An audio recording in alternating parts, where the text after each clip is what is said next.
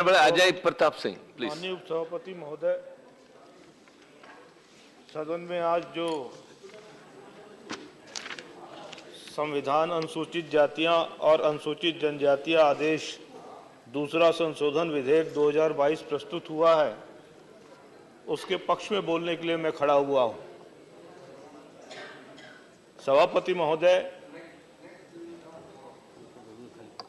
वैसे तो इस बिल का जो मजमून है वो पूरी तरीके से उत्तर प्रदेश से जुड़ा हुआ है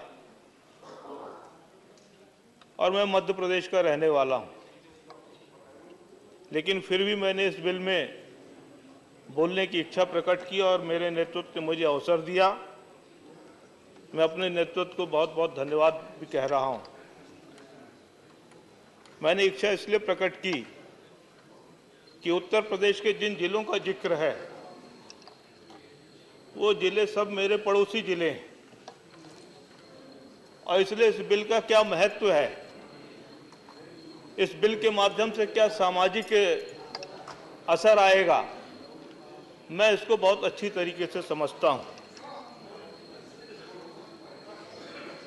यह बिल वैसे तो बड़ा देखने में साधारण है, 2 पंक्तियों का बिल है, लेकिन जितना छोटा बिल है उसके पीछे का संघर्ष उतना लंबा है, उतना बड़ा है। आखिर यह बिल लाने की आवश्यकता क्यों पड़ी? यह बिल लाने की आवश्यकता इसलिए पड़ी कि जब उत्तर प्रदेश राज्य का विभाजन हुआ, उत्तराखंड का निर्माण हुआ, तब उत्तर प्रदेश राज्य में अनुसूचित जनजातियां लगभग समाप्त हो गईं, क्योंकि उससे पहले जो उत्तर प्रदेश में अनुसूचित जनजातियां थी वो लगभग सारी की सारी अनुसूचित जनजातियां उत्तराखंड क्षेत्र से चिन्हित हुआ करती थी। अनुसूचित जनजातियां समाप्त होने के कारण उत्तर प्रदेश विधानसभा में भी जो उनका स्थान था, उनकी जो सीटें थी वो भी समाप्त हो गईं। ऐसी परिस्थिति में उत्तर प्रदेश में रहने वाला जो गोंड समाज है उसने अगुवाई संभाली, उसने संघर्ष किया, उसने सड़कों में संघर्ष किया, धरने दिए, आंदोलन किया, उसने न्यायालय का दरवाजा खटखटाया, सुप्रीम कोर्ट, हाई कोर्ट तक लड़ाई लड़ी और वहां से जाकर उसको न्याय मिला। उसका परिणाम यह हुआ कि गोंड जनजाति को उत्तर प्रदेश में भी जनजाति की मान्यता मिली और इसके परिणाम स्वरूप उत्तर प्रदेश की विधानसभा में 2 सीटें गोंड जनजाति के लिए आरक्षित हुई। अब दूसरी समस्या ये हो गई कि जो इस आंदोलन का नेतृत्व कर रहे थे सामान्यतः मिर्जापुर और सोनभद्र के गोंड जनजाति के लोग थे। उनको सफलता मिलने के पश्चात जो उनके स्वजाति भाई थे जो अन्य 4 जिलों में भी निवास करते थे, अभी तक उनका स्टेटस अनुसूचित जाति का था, उन्होंने भी कहना शुरू किया कि भाई हम भी गोंड हैं, हमको भी अनुसूचित जनजाति का स्टेटस दो। इसके लिए बिल की आवश्यकता पड़ी और इस बिल में इसी का प्रावधान किया गया है कि गोंड जनजाति का जो रहवास क्षेत्र है उसका विस्तार किया गया है। केवल 2 जिलों में गोंड नहीं रहते, 6 जिलों में गोंड रहते हैं, इसलिए 6 जिलों को शामिल किया जाए उस अनुसूची के तहत। साथ ही साथ जो अन्य जातियां थी जो वास्तव में जनजाति हैं, उनके अंदर भी जागृति आई और उन्होंने भी कहा कि हमको भी अनुसूचित जाति वर्ग से निकालकर अनुसूचित जनजाति वर्ग में सम्मिलित किया जाए। और उसके लिए ये दूसरा जो प्रावधान किया गया कि 5 जातियां जिसका उल्लेख इस बिल में है कि प्रधान है, भूरिया है, पठारी है और 1-2 जातियां और हैं, उन जातियों को भी अनुसूचित जाति वर्ग से निकालकर जनजाति वर्ग में शामिल किया गया और उनका भी विस्तार इन सभी 6 जिलों में स्वीकार किया गया। यह बिल का प्रमुख रूप से मजमून है, लेकिन केवल इतना भर ही नहीं हो रहा, इस बिल का प्रभाव राजनीति के साथ साथ समाज पर भी पड़ रहा है। अभी 2 विधानसभा आरक्षित हैं, हो सकता है कि सारी जातियों के सम्मिलित होने के पश्चात उनका विधानसभा क्षेत्र, विधानसभा में और प्रतिनिधित्व बढ़े। हो सकता है आने वाले दिनों में एकाध लोकसभा भी अनुसूचित जनजाति वर्ग के लिए उत्तर प्रदेश में आरक्षित हो जाए और जिस दिन ये परिस्थिति निर्मित होगी तो कुछ और जनजातियां हैं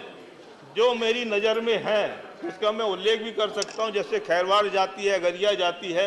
ये भी वास्तव में जनजाति वर्ग के हैं, लेकिन अभी अनुसूचित जाति वर्ग में है।